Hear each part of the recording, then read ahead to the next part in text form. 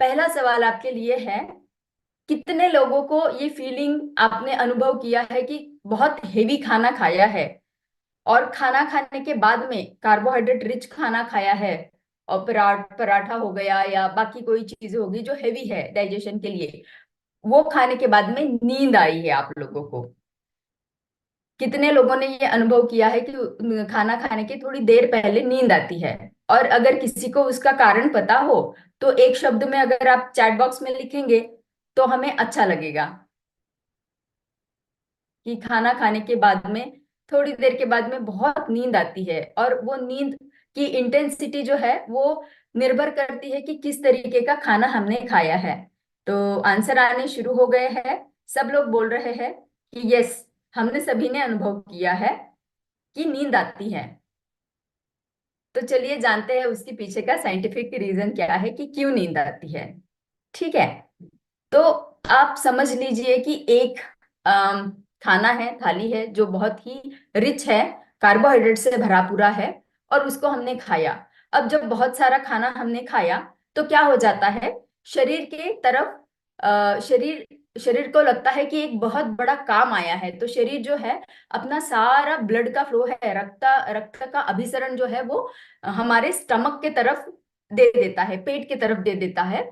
जब पेट की तरफ दे देता है तो क्या हो जाता है कि सारा ब्लड फ्लो ब्रेन से कम होते हुए पेट की तरफ ज्यादा चला जाता है। अब ब्रेन जो है, ब्रेन को बहुत ज्यादा मात्रा में ऑक्सीजन की जरूरत रहती है एक्टिव रहने के लिए, अलर्ट रहने के लिए।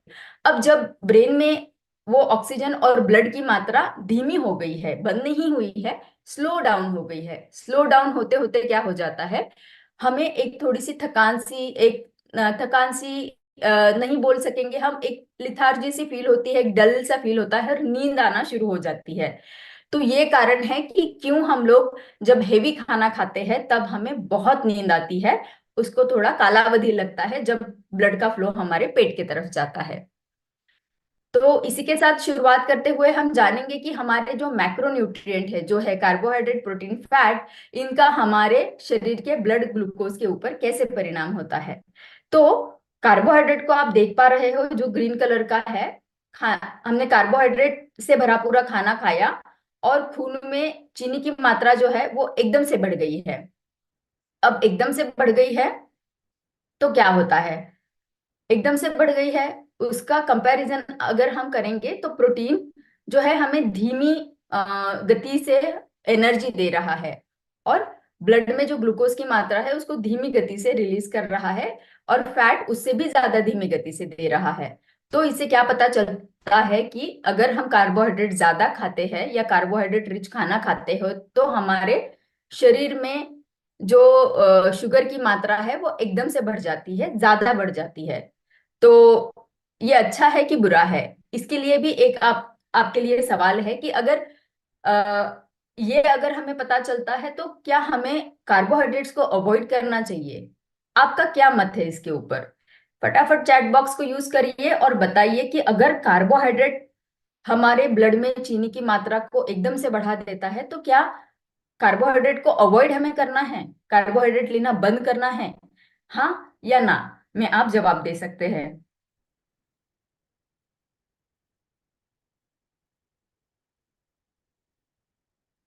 तो बलोती जी ने बताया कि नॉट गुड, बैड है हमारे लिए। सपना जी ने भी बताया अवॉइड करना चाहिए, यस बोल रहे हैं सब लोग। बैड है, नहीं लेना चाहिए भी बताया है, एब्सोल्युटली नहीं लेना चाहिए। बैड है, हाँ, त्रिपाठी जी ने बताया कि यस, ओके, कम करना चाहिए। आपके सभी के आंसर बहुत उत्तेजना देने वाले हैं, और ये सही बात है कि कार्बोहाइड्रेट अगर है तो हमें उसको क्या पूरी तरीके से बंद करना चाहिए या लिमिट करना चाहिए, चलिए जानेंगे। कार्बोहाइड्रेट को हम पूरी तरीके से लेना बंद नहीं कर सकते हैं। क्यों नहीं बंद कर सकते हैं? क्योंकि ब्रेन जो हमारा सबसे वाइटल ऑर्गन है उसकी डिपेंडेंसी हमारे कार्बोहाइड्रेट के इंटेक के ऊपर रहती है, क्योंकि ब्रेन में जो न्यूरॉन्स है उन न्यूरॉन्स को ज्यादा से ज्यादा कार्बोहाइड्रेट की मतलब ग्लूकोज की रिक्वायरमेंट रहती है अपना फंक्शन को नॉर्मल करने के लिए। तो ऐसा ब्रेन एक ऑर्गन है हमारे शरीर में जो कि कार्बोहाइड्रेट के ऊपर निर्भर है, इसीलिए हम कार्बोहाइड्रेट को पूरी तरीके से बंद नहीं कर सकते हैं। दूसरी बात यह है कि कार्बोहाइड्रेट जो है वो हमको क्विकली एनर्जी भी देता है। तो जब हम थके हुए हैं, हमें एकदम एनर्जी चाहिए, तो कार्बोहाइड्रेट ही अच्छा उपाय रहेगा। तीसरी बात है कि ये हमारे मैक्रोन्यूट्रिएंट, जो हमारे शरीर के लिए तीन इंपॉर्टेंट आधार स्तंभ है, उसमें से एक है। पहला है कार्बोहाइड्रेट, दूसरा है प्रोटीन, तीसरा है फैट। तो वो इंपॉर्टेंट है हमारे शरीर के लिए। चौथी बात यह है कि हमारे जो फूड प्लेट में है वो रिकमेंडेड है कि एक चौथाई भाग हमारे खाने की प्लेट में कार्बोहाइड्रेट रहना है।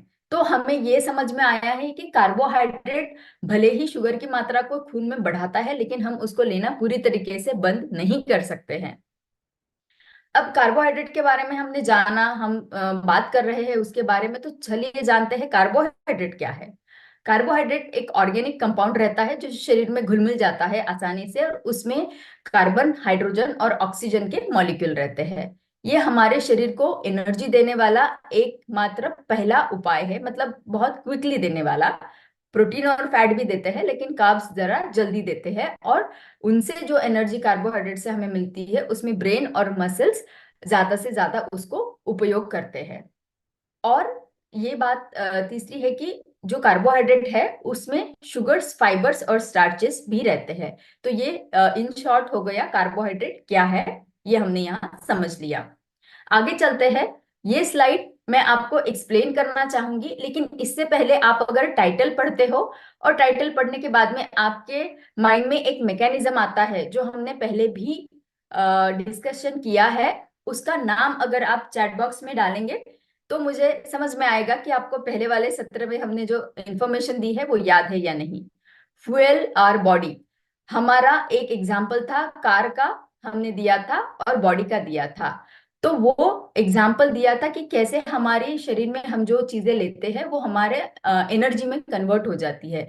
उसके पीछे एक मैकेनिज्म हमने आपको बताया था। उस मैकेनिज्म का नाम अगर किसी को याद है, यस अरुण, अरुण जी ने बताया है मेटाबॉलिज्म, सबसे पहला आंसर मैं देख पा रही हूँ। संतोष जी ने दूसरा आंसर दिया है, बहुत सही, बहुत सही जा रहे हैं। अनु, अनु जी ने बताया है, दीपक जी ने बताया है, सतिंदर जी ने बताया है, यस चंद्रा जी ने बताया है, प्रार्थना नायर, ठीक है। तो बहुत सारे, राम सागर जी, यस नीलोबा जी, बहुत सारे आंसर आ रहे हैं। खुशी हुई मुझे ये जान के कि जो भी हमने आपको इंफॉर्मेशन पहले दिया है वो आप सभी को याद है। तो यही मेटाबॉलिज्म, हम जब कार्बोहाइड्रेट को लेते हैं तो कैसे हमारे शरीर में घुल मिल के जो हमारे शरीर के लिए फ्यूल बनाता है मेटाबॉलिज्म करके, वो कैसे, ये यहाँ पे हम जानेंगे।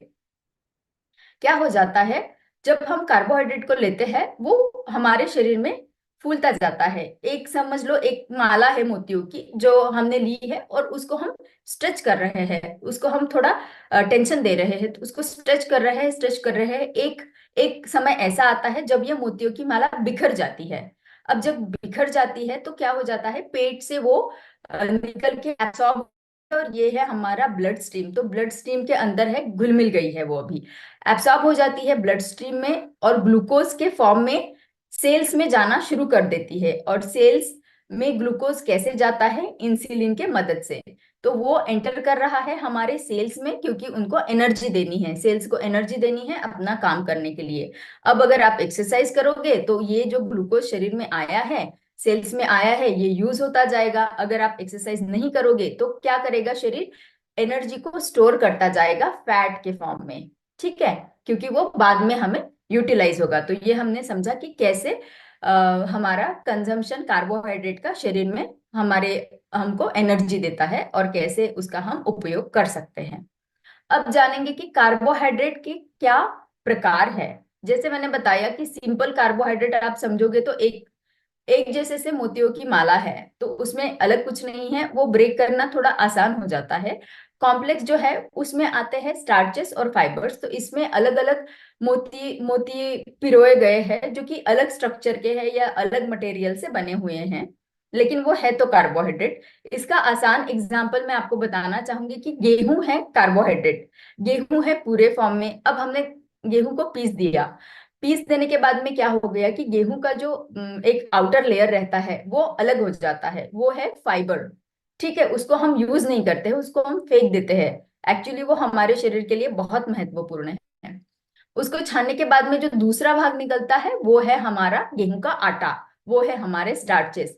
अब गेहूं के आटे को और भी ज्यादा रिफाइन हम करेंगे, और भी ज्यादा छानेंगे, तो वो क्या हो जाएगा, मैदा।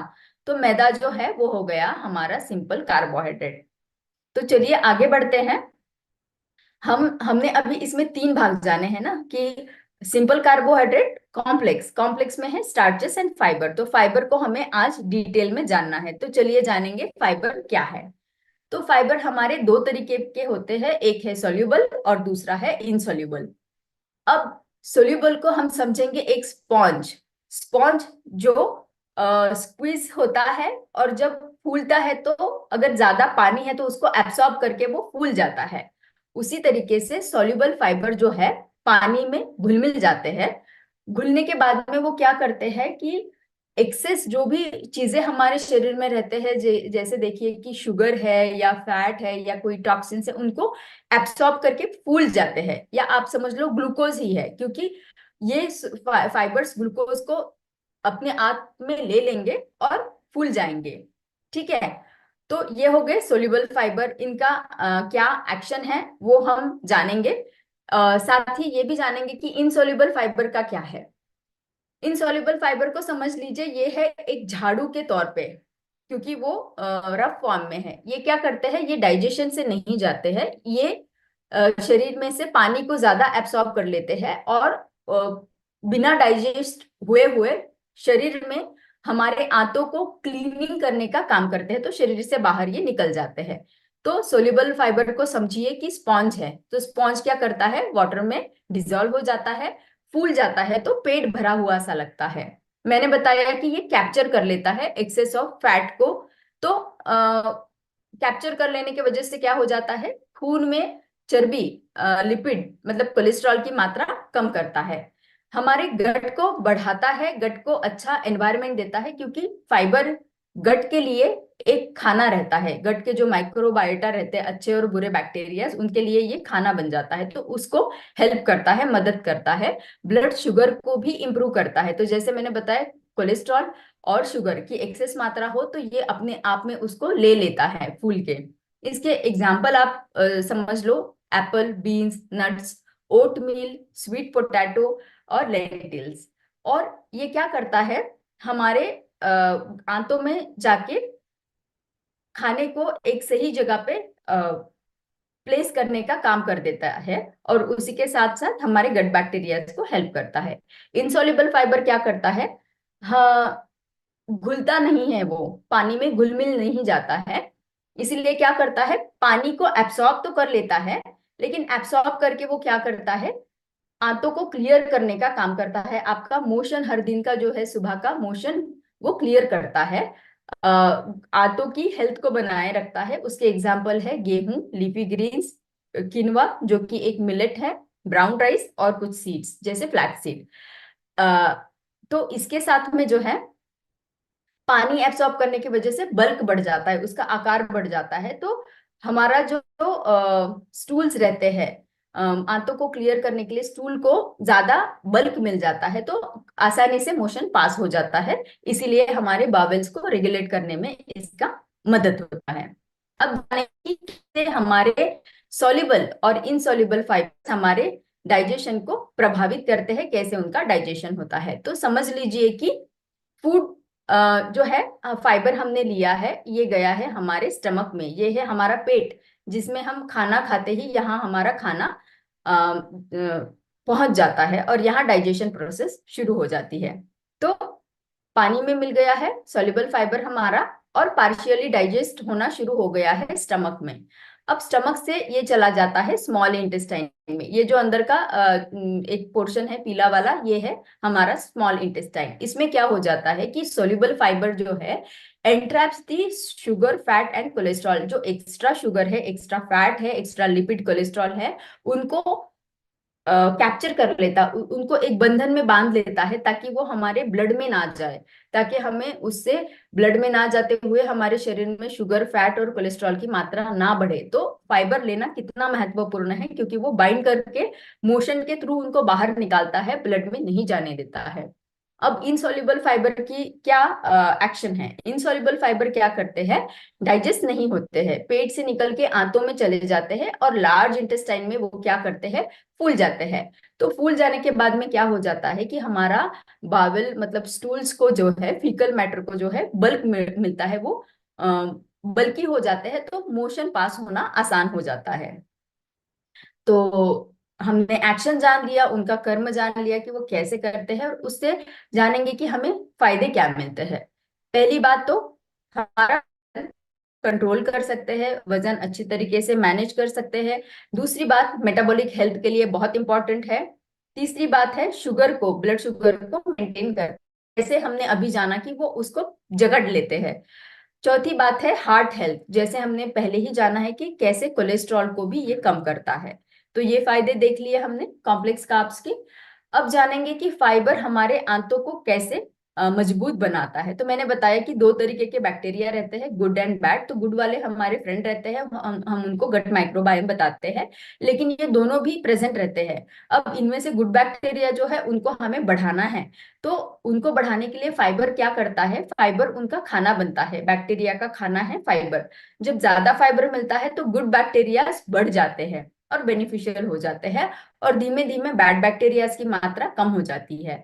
और जैसे मैंने बताया कि ये आंतों को क्लियर करता है फाइबर, तो आंतों को जब अब क्लैरिटी मिल जाती है, एक पैसेज हमारा क्लियर है, तो क्या हो जाता है, आंतों में जो न्यूट्रिएंट है वो हमारे ब्लड स्ट्रीम में एब्सॉर्ब होना शुरू हो जाते हैं। और क्या करता है फाइबर, ये जो है इंफ्लेमेशन जो है आंतों का, उनको कम करता है, कोलेस्ट्रॉल को कम करता है, और हमारे हार्मोन्स को भी बैलेंस करने का काम ये कर सकता है। बाद में जानेंगे कि फाइबर जो है कैसे, हमने अभी जाना कि जो हमारे आंतों के थ्रू टॉक्सिन्स को भी कैप्चर करता है और हमारे सिस्टम से, पेट से बाहर निकाल देता है, तो इसीलिए ये आंतों को स्ट्रांग बनाता है। अच्छा, तो मैंने तो आपको स्लाइड दिखा दी है अभी, तो भी मैं फिर से सवाल पूछना आपको चाहूंगी कि चलिए, हमने अब तक तो जाना कि कार्बोहाइड्रेट्स क्या है, फाइबर क्या है, उनके प्रकार क्या है, वो कैसे हमारे डाइजेशन को प्रभावित करता है, क्या क्या फायदे देता है। तो आप अभी ये तो समझ लिया है कि कार्बोहाइड्रेट पूरा बंद नहीं कर सकते हैं, उसको लेना है। लेकिन लेना है तो क्या उसकी क्वांटिटी ही हमें देखनी है या उसकी क्वालिटी भी देखनी है? आप क्या कहना चाहोगे? क्या दोनों जरूरी है, या ओनली क्वालिटी इंपॉर्टेंट है, या ओनली क्वांटिटी इंपॉर्टेंट है? दोनों में से आप किसको चुनना चाहोगे? आप चैट बॉक्स का यूज करके मुझे बता सकते हो कि क्या जरूरी है। अच्छा, अरुण जी ने बताया कि दोनों जरूरी है, क्वालिटी और क्वांटिटी दोनों भी जरूरी है हमें लेना। ठीक है, अच्छा आंसर है। राइडर जी ने बताया है दोनों नहीं लेना है। अच्छा, both. Okay, yes, both. Both quality quantity दोनों जानना जरूरी है। सही जवाब है, दोनों जानना जरूरी है। तो चलिए जानेंगे, क्वांटिटी से शुरुआत करेंगे, बाद में क्वालिटी के ऊपर जाएंगे। तो क्वांटिटी की बात अगर हम करते हैं, तो मात्रा कितनी रहनी चाहिए कार्बोहाइड्रेट की? तो ये जनरली देखा गया है कि जो हमारी शरीर की एनर्जी की डिमांड है, वो एनर्जी की डिमांड जो है वो कार्बोहाइड्रेट के थ्रू 50 से 55% मिलनी चाहिए हमें कार्बोहाइड्रेट के थ्रू। ये रिकमेंडेशन जो है बताया गया है। लेकिन क्या होता है, 50% हमें कार्बोहाइड्रेट से मिलना चाहिए, लेकिन हो क्या रहा है, यहाँ पे ये हो रहा है कि रियलिटी जो हमने अभी देखी है, जो भी हमें रिसर्च पेपर मिले हैं, जो भी संशोधन किए गए हैं, तो ये देखा गया है कि एक चौथाई कैलोरी इंटेक तो हमारा होल ग्रेन से हो जाता है, और एवरेज इंडियन जो है वो लगभग 47% जो है उनकी टोटल कैलोरीज जो आ जाती है वो होल ग्रेन से आ जाती है। इवन रूरल एरिया में भी 70% बस हम कार्बोहाइड्रेट का भी मतलब जो धान्य है उनका उपयोग करके, जिसमें जो कि कार्बोहाइड्रेट है, 70% हम उसी से ले रहे हैं। ठीक है। और हमारा प्रोसेस फूड से भी हम 10% ले रहे हैं। अर्बन जो शहरी विभाग है उसमें तो फास्ट फूड जो रहते हैं प्रोसेस्ड वाले, तो उसमें तो लगभग प्रोसेस फूड से 30% हमें आ रही है, जो कि अगर आप सभी को देखें तो ये रेकमेंडेड जो था उससे बढ़ रहा है। तो हम जितना बताया है उसको नहीं फॉलो कर रहे हैं, लेकिन जो गलत है उसको फॉलो कर रहे हैं। तो ये हो गया कार्बोहाइड्रेट के बारे में। फाइबर के बारे में जानेंगे, कितना फाइबर इंपॉर्टेंट है शरीर के लिए। तो जैसे रिपोर्ट ने बताया है कि कैसे रिकमेंडेड है फाइबर की मात्रा पुरुष के लिए। अगर एक्टिविटी आपकी ज्यादा नहीं है तो आपको 30 ग्राम फाइबर लेना है एक दिन में। आपकी एक्टिविटी मॉडरेट है, मध्यम है, तो आपको 40 ग्राम लेना है एक दिन में। आप बहुत एक्टिव हो, बहुत ही हेविली एक्टिव हो, तो आपको 50 ग्राम लेना है। उसी तरीके से महिलाओं में अगर आप एक्टिव नहीं हो तो 25 ग्राम लेना है। मॉडरेटली एक्टिव हो, मध्यम एक्टिविटी है आपकी, तो 30 ग्राम लेना है। ज्यादा एक्टिव हो तो 40 ग्राम लेना है। ये है रिकमेंडेशन। अब हम क्या करते हैं, देखेंगे कि हम इनको फॉलो करते हैं या नहीं। तो स्टडीज ने बताया है कि 10 भारतीयों में से 7 भारतीय जो है वो फाइबर की रिक्वायरमेंट को पूरा नहीं कर पाते हैं। तो इससे हमने क्या जाना, ना तो हम कार्बोहाइड्रेट के रिकमेंडेशन को फॉलो कर रहे हैं, ना तो फाइबर के रिकमेंडेशन को फॉलो कर रहे हैं, जो कि गलत है। इससे हमें ये जानने में आया कि क्वांटिटी को तो हमने सही तरीके से फॉलो नहीं किया है, और हमें ये भी पता चला है कि कितना हमने लेना चाहिए। तो आज से चलिए उन रिकमेंडेशंस को फॉलो करना शुरू करेंगे जो कि हमें रिसर्च ने बताए हैं। अब जानेंगे क्वालिटी के बारे में। तो आपके हिसाब से हम जब क्वालिटी बताते हैं तो वो क्वालिटी कार्बोहाइड्रेट की क्या हो सकती है? अगर कोई गैस आपके माइंड में आता है तो एक शब्द में आप चैट बॉक्स में लिखिएगा जरूर से, कि जब हम क्वालिटी बताते हैं कार्बोहाइड्रेट की तो वो क्या हो सकती है।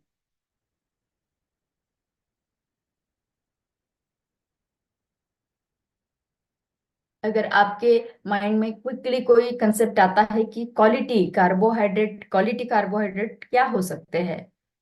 कॉम्प्लेक्स कार्बोहाइड्रेट सतिंदर जी का पहला जवाब है, बलोदी जी का दूसरा जवाब है, संतोष जी ने कॉम्प्लेक्स बताया है, कमल जी ने दोनों ही बताया है। ओके, ठीक है, चलिए, बहुत अच्छे, बहुत अच्छे। सोल्यूबल फाइबर, कॉम्प्लेक्स कार्ब्स, बहुत अच्छे। तो बहुत सही आप देख रहे हो कि क्वालिटी किस डायरेक्शन में हमें जाना है। तो जानेंगे कॉम्प्लेक्स वर्सेस सिंपल कार्ब्स क्या रहते हैं। कॉम्प्लेक्स कार्ब्स जो रहेंगे वो है लॉन्ग चेन। मैंने बताया कि मोतियों की माला है, लेकिन मोतिया जो है वो एक जैसे से नहीं है, अलग अलग है। तो वो हो गए हमारे कॉम्प्लेक्स कार्ब्स। और कंपैरिजन करेंगे सिंपल, तो वो जो है शॉर्ट रहते हैं, छोटे रहते हैं, इजीली ब्रेक डाउन हो जाते हैं हमारे शरीर में। ये लेता है लंबा समय शरीर में डाइजेस्ट होने के लिए।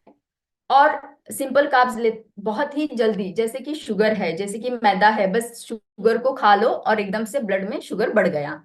तो उसमें कोई फाइबर नहीं है, उसमें कोई समय नहीं लगने वाला है डाइजेशन के लिए। तो ये हो गया सिंपल, क्विकली एब्सॉर्ब होने वाला कार्बोहाइड्रेट। ये जो है हमारे ब्लड में धीमे धीमे बढ़ता है। ये क्या करता है, एकदम से बहुत ही गति से बढ़ जाता है, ब्लड का शुगर बढ़ा देता है।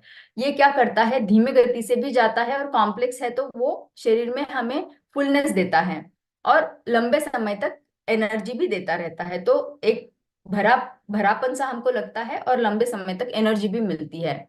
लेकिन ये क्या करता है, क्रैशिंग फीलिंग, एकदम से एनर्जी चढ़ गई है, एकदम एक्टिव लगा है, और एकदम से डाउन हो गया है। से लाइक एक एक घंटे में, 2 घंटे में हमें लगता है कि मैं तो थक गया हूँ, फिर से मुझे कुछ खाना है।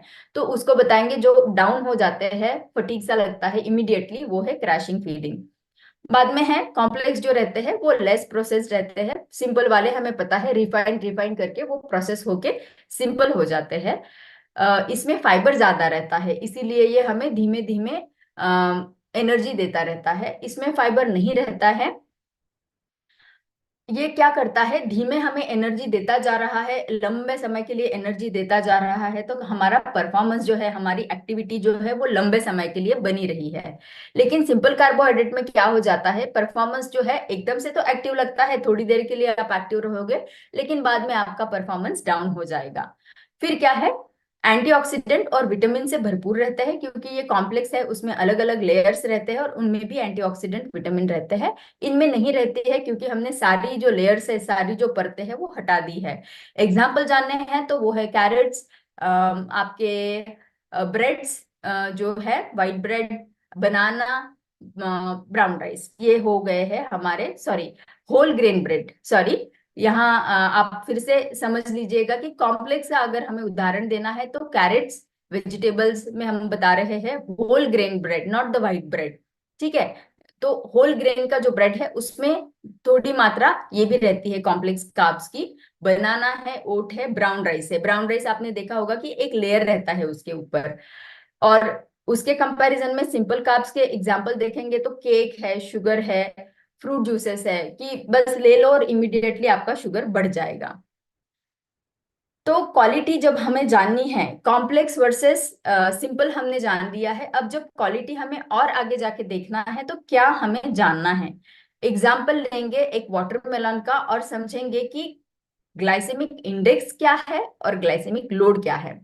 अब इसको जानने के लिए समझेंगे, एक उदाहरण ले लीजिए, एक कार है जो शुरू हुई है और एकदम जलद गति से चली गई है, रुक गई है।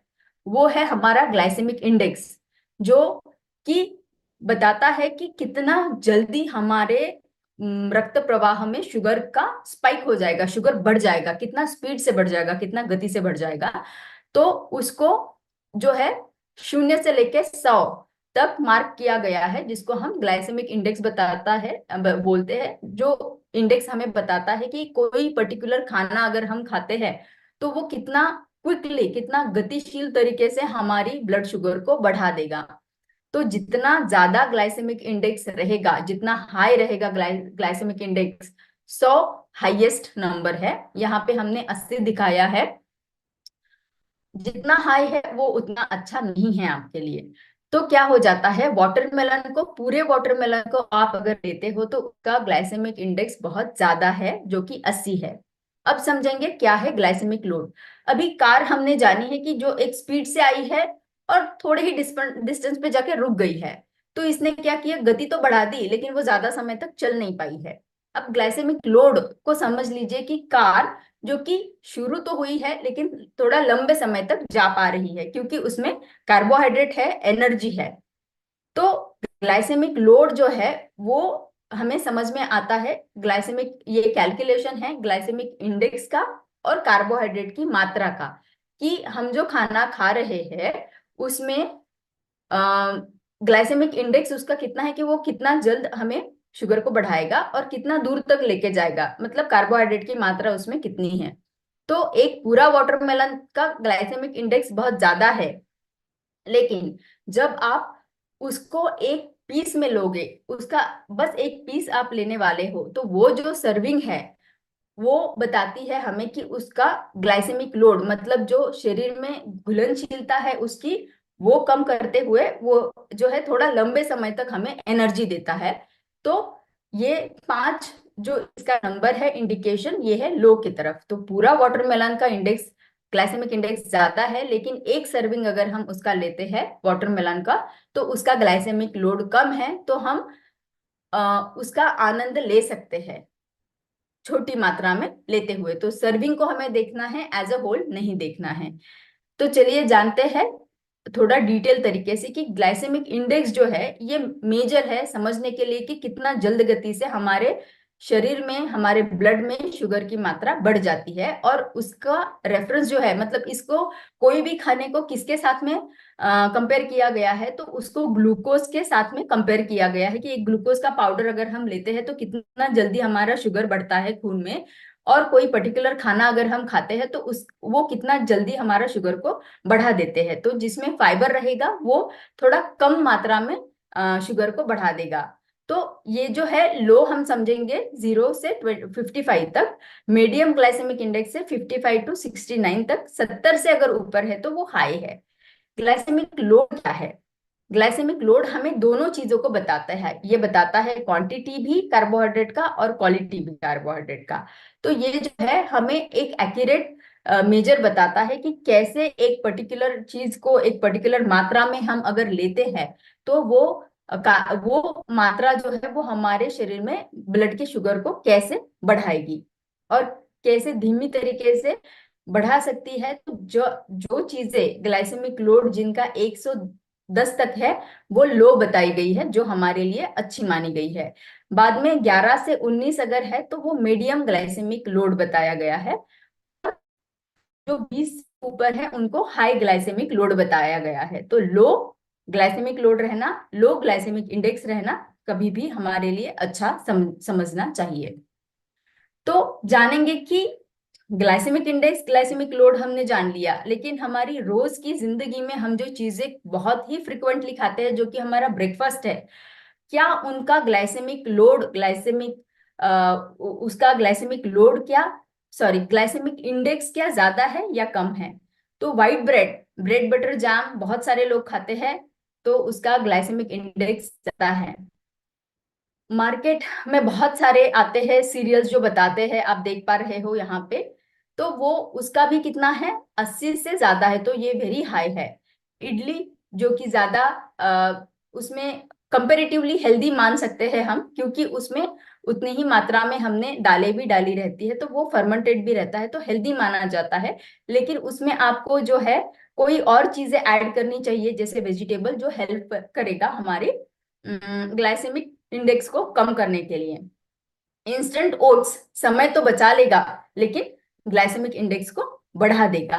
तो ये हो गए एग्जाम्पल, थोड़ा आई ओपनिंग है कि कैसे हाई ग्लाइसेमिक इंडेक्स वाला खाना हम रोज खाते हैं। तो इसको बदलने की जरूरत है, इसको मॉडिफाई और इम्प्रोवाइज करने की जरूरत है।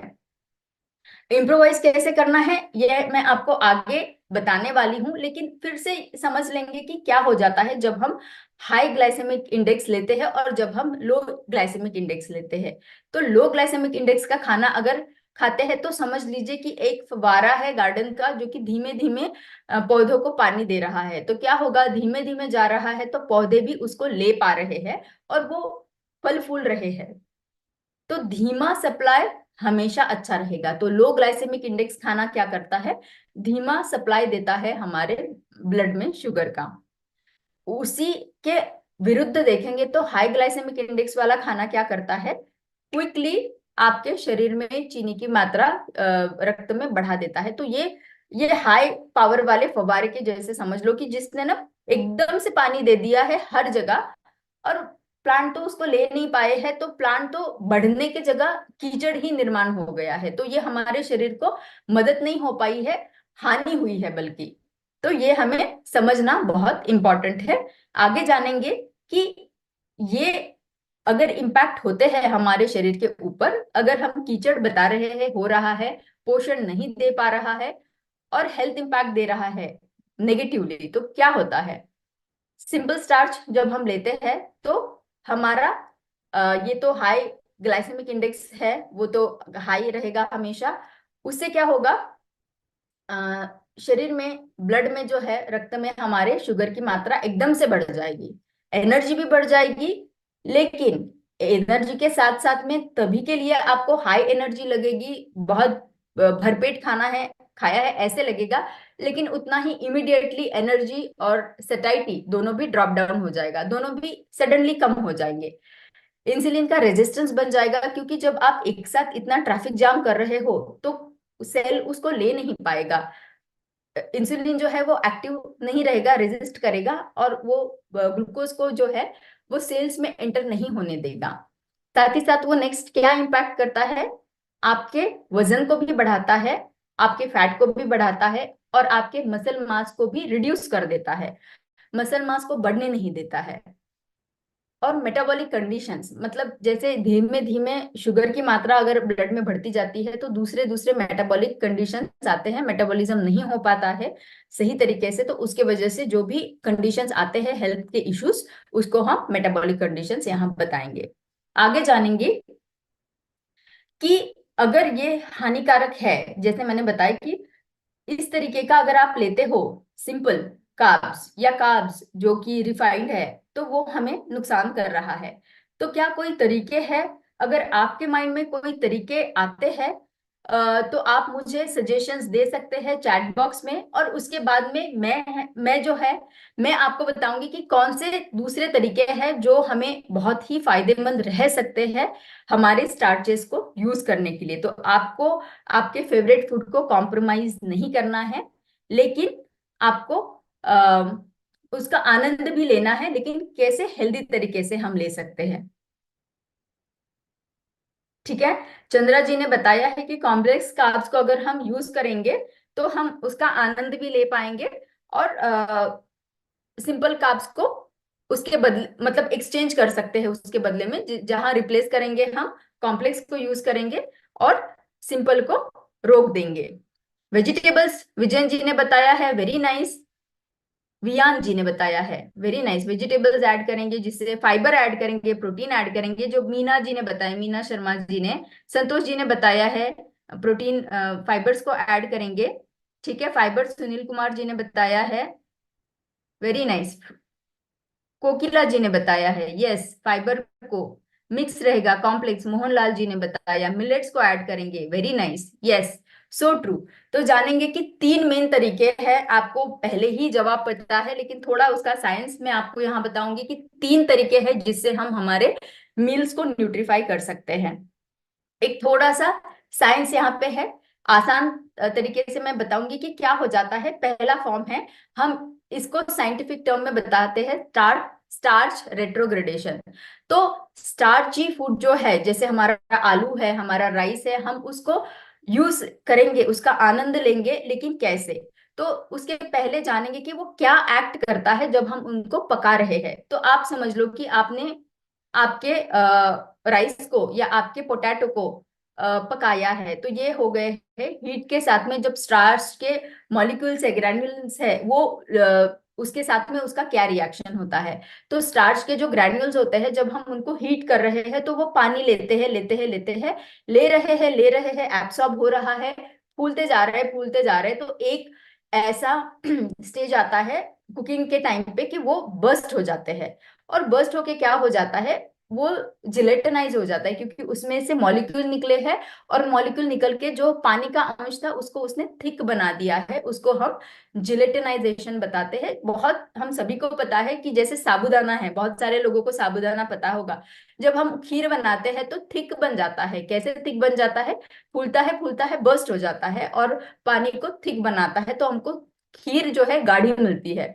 तो ये है जिलेटिनाइजेशन। अब क्या हो जाता है, जब ये ग्रैन्यूल्स पानी को एब्सॉर्ब करते हैं, उसका स्ट्रक्चर चेंज हो जाता है, जिलेटिनाइजेशन हो जाता है। अब जब हम उसको ठंडा करते हैं, ठंडा करने के बाद में क्या होता है, वो फिर से अपने नॉर्मल शेप में नहीं जाते हैं, लेकिन उनका स्ट्रक्चर एक थोड़ा सा डिफरेंट तो हो जाता है, लेकिन एक घना हो जाता है। मतलब वो क्या करता है कि शरीर को डाइजेशन करने के लिए डिफिकल्टी करता है। ठंडा हो जाने के बाद में तो उसका स्ट्रक्चर चेंज हो गया है, हार्ड हो गया है शरीर को डाइजेस्ट करने के लिए। तो यहाँ पे हम देख सकते हैं कि कुकिंग में जो है हमारा क्रूड स्टार्च हमने दिया था जो कि अनकुक था, कुक करने के बाद में जिलेटिनाइज हो गया, डाइजेस्टेबल हो गया, आसान से घुल मिल गया। लेकिन अगर इसको हम गरम गरम ना खाते हुए ठंडा करके खा ले तो क्या हो जाएगा, वो रेजिस्टेंट स्टार्च में ट्रांसफर हो जाएगा। ये जो है ये है हमारा सी वाला रेजिस्टेंस स्टार्च, रेट्रोग्रेड हो गया है, ये आसान नहीं है शरीर को अभी डाइजेस्ट करने के लिए। ठीक है। एक एग्जाम्पल पोटैटो का लेते हैं कि जब हमने पोटैटो को कुक कर लिया, जो स्टडी ने बताया है हमें, और फिर उसको ठंडा कर लिया। अब ठंडा करने के बाद में देखा कि ये शरीर में डाइजेशन कैसे करता है, उसका न्यूट्रिशन प्रोफाइल हमें क्या बताता है। तो ये देखा गया कि ऐसा ठंडा किया हुआ अगर पोटैटो हमने यूज किया है, तो क्या हुआ है, ये आलू हमें स्टार्च का ब्रेकडाउन इसका आंतों में कम हो गया है, ग्लाइसेमिक इंडेक्स, ग्लाइसेमिक लोड इसका कम हो गया है, और क्या कम हुआ है, इसका स्टार्च का कंटेंट जो है वो टोटली कम हो गया है, और शरीर को जो कार्बोहाइड्रेट अवेलेबल होना था वो भी कम हो गया है। लेकिन क्या बढ़ गया है, अमाइलोज और रेजिस्टेंस स्टार्च, ये दोनों भी चीजें ये है कि ये ऐसे फॉर्म में अभी कन्वर्ट कर दिए हैं इस आलू को, जो कि आंतों को डाइजेस्ट करने के लिए डिफिकल्ट है।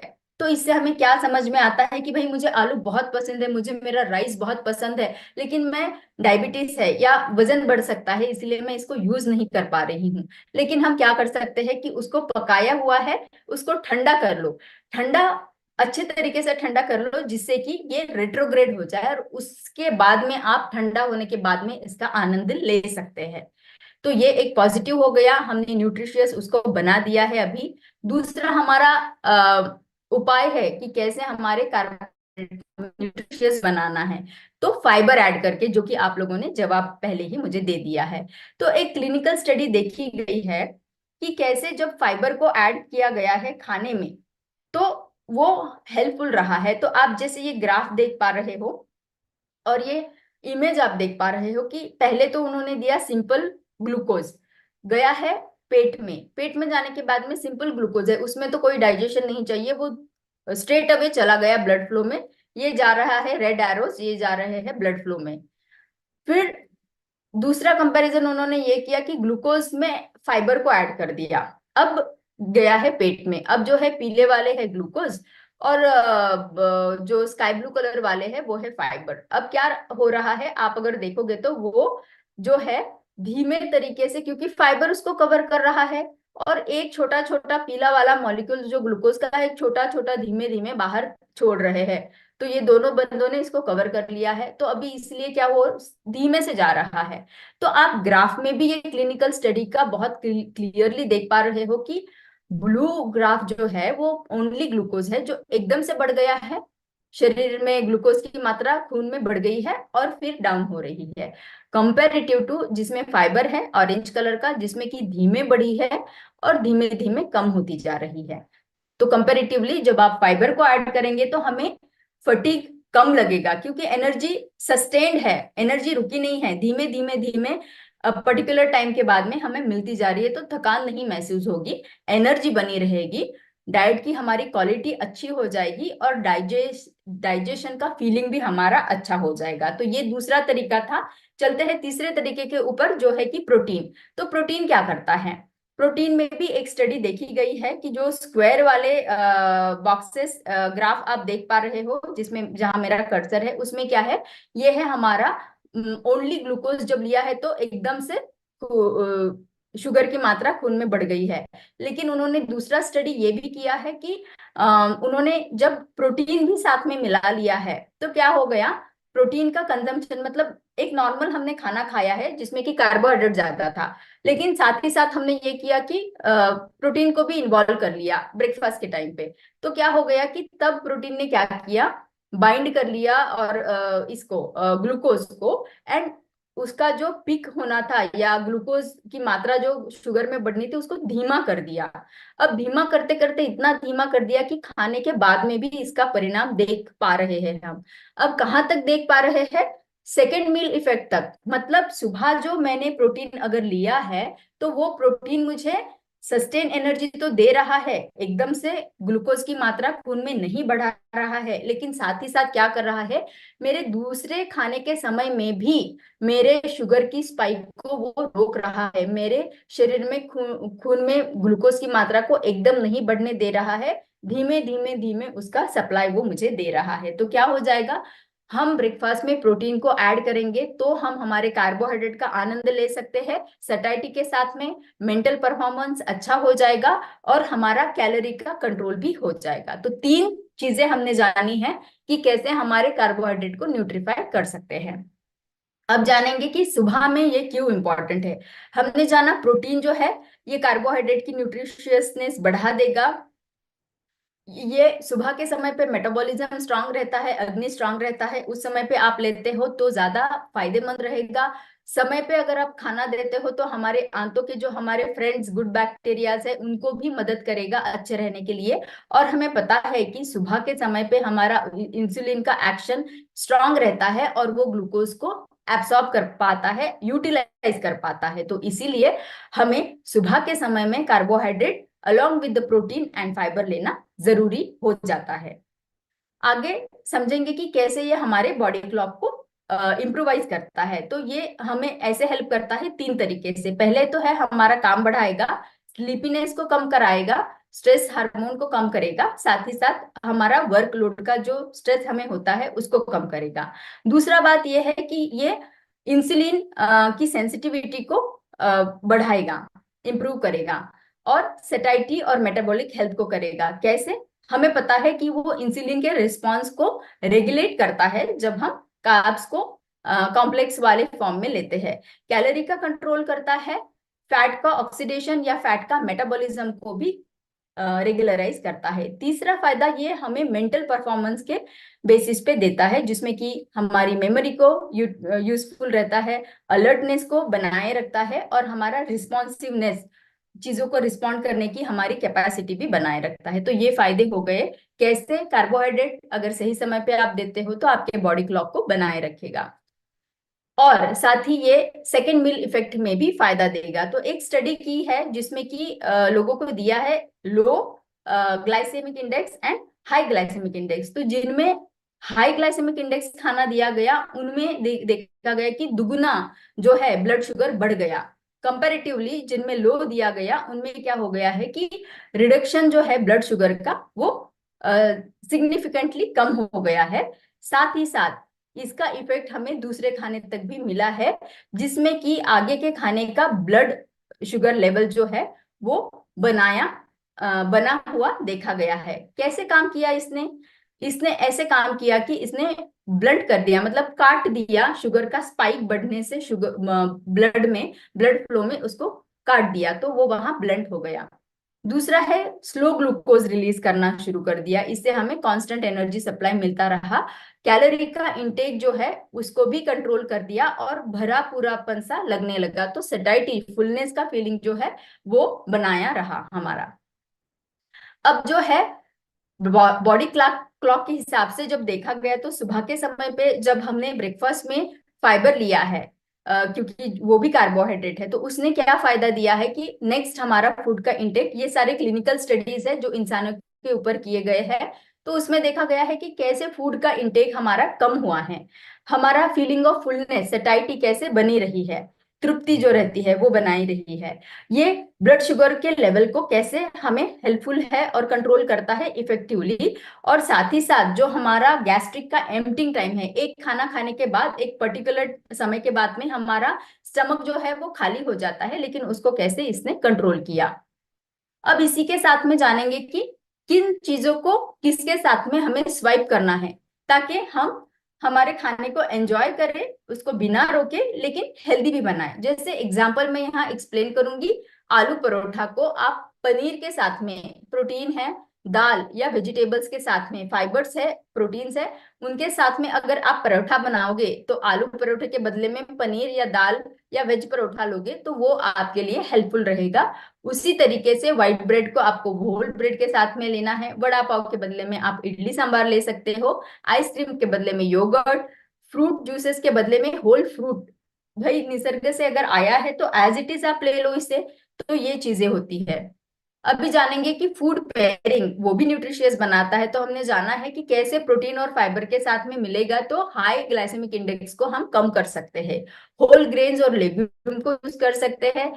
एडिंग स्टार्ची वेजिटेबल्स, उनको हम ऐड कर सकते हैं। वेजिटेबल्स जो नॉन स्टार्ची है तो उनको ऐड करेंगे तो भी हमें अच्छा फायदा मिलेगा। लो ग्लाइसेमिक इंडेक्स वाले ऑप्शंस हमने देखना है, और हमारा कुकिंग का टेक्निक्स जो है वो हमें सही कर लेना है ताकि हम उसका आनंद ले पाए। अब जो है आपको कुछ टिप्स, आप फाइबर का इंटेक बढ़ा सकते हो। आपको होल ग्रेन्स लेना है, रिफाइंड ग्रेन्स नहीं लेने हैं। आपको ज्यादा फ्रूट्स एंड वेजिटेबल्स खाने हैं, इससे फाइबर बढ़ेगा। आपको स्नैक्स में नट्स है, सीड्स है, जैसे फ्लैक्स सीड्स है, ड्राई फ्रूट्स है, उनको आपको लेना है। आपको बीन्स, लेंटिल्स, पीज, इनका उपयोग ज्यादा करना है। साथ ही साथ जैसे मैंने फ्लैक्स बताया, इसका आप आपके स्मूदीज में, आपके ड्रिंक्स में उसका यूज कर सकते हो। और पानी जरूर से पीना है। जब फाइबर हम लेते हैं तो पानी पीना उतना ही जरूरी है, क्योंकि वो फूलता है, जितना पानी ज्यादा पियोगे उतना फाइबर हमें फायदा करेगा। अब समय आ गया है हेल्दी हैबिट का। तो आज का हमारा सत्र खत्म होने वाला है, लेकिन आपको ये हैबिट आज ही शुरू करनी है कि कैसे आपको आपका फाइबर रिच ब्रेकफास्ट होना चाहिए कि आपका हेल्दी टोन बना रहे पूरे दिन के लिए। इसके लिए क्या करना है? ये अगर मुझे करना है तो मुझे आज ही प्लानिंग करना पड़ेगा कि मेरा आगे वाला सप्ताह कैसा रहने वाला है। तो आगे वाले सप्ताह के लिए मुझे आज ही देखना पड़ेगा कि मुझे क्या क्या खाने खाने में क्या क्या चीजें जमा करके रखनी है मेरे घर में। तो इसका प्री प्लानिंग रहना बहुत जरूरी है। तो आग्रह करूंगी कि ये हेल्दी हैबिट आज से ही शुरू करिएगा, आपका प्लानिंग बनाए रखिएगा। इसी के साथ में हमारा